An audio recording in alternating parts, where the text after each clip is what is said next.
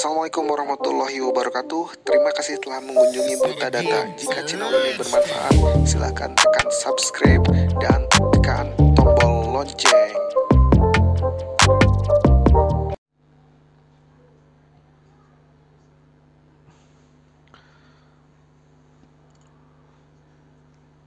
Assalamualaikum warahmatullahi wabarakatuh. Berjumpa lagi dengan saya Vaga Purwoyoga. Dalam hal ini saya akan berbagi informasi terkait pengembangan model manajemen bandwidth. Dasar apa dasarnya? Jadi pengembangan model bandwidth itu sangat penting. Jadi manajemennya penting. Jadi di mana penggunaan internet secara massal mengakibatkan menurunnya performasi jaringan seiring dengan bertambahnya pengguna jaringan. Jadi semakin besar pengguna akan semakin besar beban dari jaringan tersebut. Jadi jalannya semakin sempit untuk kita mengakses suatu jaringan seperti itu. Jadi karena kita bagi-bagi porsi untuk mengakses jaringan tersebut.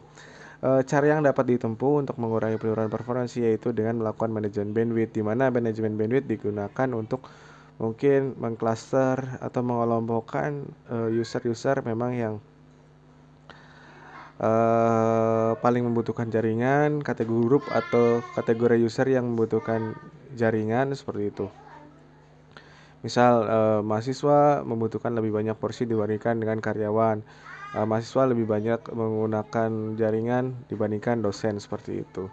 Jadi mungkin di sini akan menjelaskan bagaimana cara memanajemen atau mungkin ya merekomendasikan suatu model untuk pembagian bandwidth seperti itu.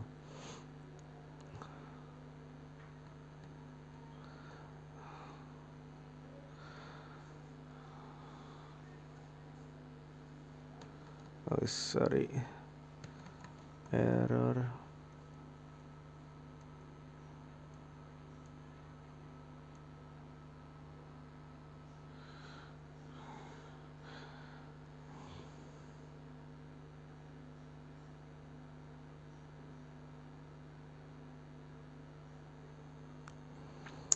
Seperti yang dijelaskan pada sebelumnya bahwa jika akses internet tidak dilakukan pengaturan, jadi ketika tidak ada manajemen bandwidth, maka pemakaian antar user yang tidak seimbang. Jadi misal dominan di mana, dominan di dosen, apa dominan di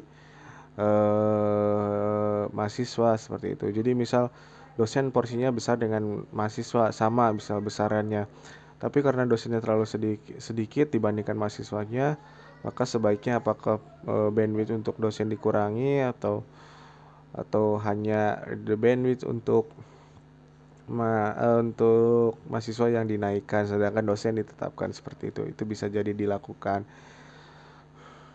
Bandwidth adalah suatu ukuran tentang frekuensi maksimum yang dapat mengaliri data dari suatu tempat ke tempat lain, di mana bandwidth itu diibaratkan sebagai jalan, jadi jalan untuk akses. Jadi semakin banyak yang akses jalan tersebut, maka jalan itu semakin sempit. Jadi mungkin bisa berhimpitan antara satu pengakses atau user dengan user yang lain, sehingga perlunya dilakukan pelebaran bandwidth atau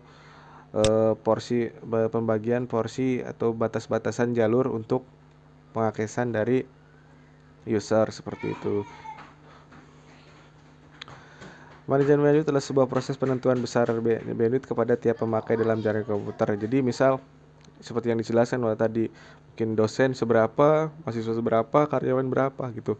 Jadi jangan sampai bahwa adil itu adalah membagi rata besarannya, namun tidak dipertimbangkan berapa banyak usernya, terus berapa juga banyak atau penggunaan jaringan dari masing-masing usernya. Misal banyakkan mahasiswa nih yang akses, kenapa dosennya besar sama dengan mahasiswa gitu kan, padahal aksesnya lebih banyak mahasiswa seperti itu.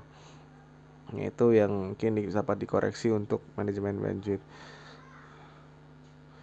Ini kebutuhan internet dalam perkuliahan memiliki peran yang cukup signifikan sehingga dapat dalam pemakaiannya dibutuhkan pengaturan akses. Nah ini yang saya ajukan mungkin dalam kasus perkuliahan, misal pemakaian internet dalam suatu instansi kampus seperti itu.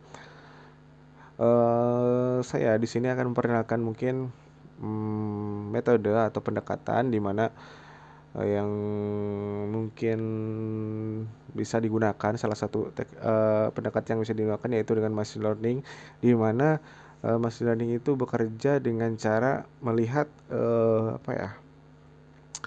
karakteristik pengaksesan pengguna per grup atau per user besar, tapi kelompok dosen, kelompok mahasiswa, atau kelompok karyawan seperti itu.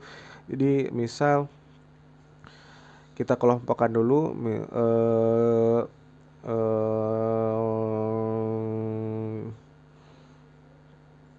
pengaksesan, jadi data-data akses internet, misal untuk download, terus browsing, streaming. Jadi siapa dikelompokkan berdasarkan taraf tersebut, setiap user gitu kan. Setelah menemukan kelompok-kelompoknya, maka akan dihitung kelompok yang dominan dalam kelompok yang tinggi itu siapa, misal kelompoknya mahasiswa. Nah, itu bisa direkomendasikan ketika banyak mahasiswa yang mengakses internet, berarti kebutuhan mahasiswa kepada internet itu sangat tinggi, sehingga mungkin perlu ditingkatkan bandwidth untuk mahasiswa. Lalu ketika bandwidthnya memang pas segitu, maka porsi dosennya dikurangi atau porsi karyawan dikurangi untuk ditambahkan ke porsi mahasiswa yang lebih banyak mengakses internet, seperti itu. Konsep machine learning, di mana konsep machine learning itu membawa manusia dan mesin bekerja sama dengan pendekatan manusia. Jadi intinya si mesin ini bekerja atau belajar seperti halnya manusia, di mana manusia belajar dari temuan-temuan lalu gitu, temuan-temuan lampau. Jadi pengalaman mereka menghadapi mungkin masalah-masalah, sebagaimana juga di sini mesin diajarkan untuk seperti itu. Jadi dia belajar data-data yang telah ada. Jadi kita memiliki data pengaksesan internet dari semua user atau semua grup user. Dalam hal ini misal tadi ada mahasiswa, ada karyawan, ada dosen, seperti itu. Sehingga nanti pada akhirnya akan dikelompokkan yang mana yang dominan, apakah grup dosen ataukah dosen yang dominan pada pengaksesan yang tinggi, pengaksesan internet yang tinggi, atau user yang lain, seperti itu. Mesin dapat belajar dengan memproses latihan yang memuat fitur-fitur penting untuk menyesuaikan ke algoritma. Ya, seperti yang dijelaskan tadi, jadi dia butuh latihan, si mesin ini butuh latihan untuk halnya dia menghasilkan suatu pengetahuan, seperti itu.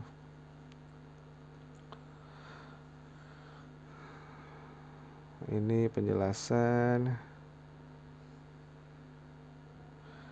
Ini contohnya, jadi contoh dari machine learning, sebuah drone dapat meletakkan benda-benda di jalan raya. Misal dia mengukur jembatan atau mendeteksi objek-objek seperti kendaraan. Ini kendaraan apa, ukuran berapa, terus tipe apa gitu. Itu belajar dari mesin.